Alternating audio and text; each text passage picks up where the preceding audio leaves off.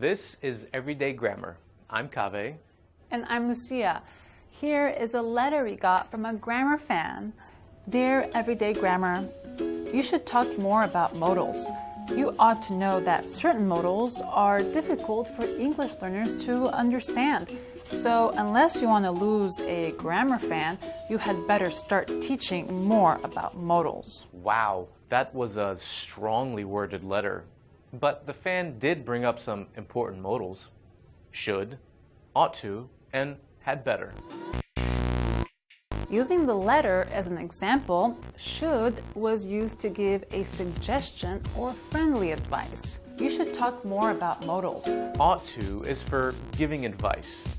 It has a similar meaning to should, but it's not used as often. You ought to know that certain modals are difficult for English learners to understand. Ought to does not have a question or past tense form in everyday American English. Had better is stronger than should or ought to.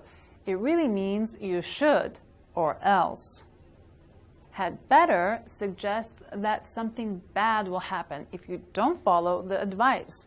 In other words, it's a threat. Unless you want to lose a grammar fan, you had better start teaching more about modals.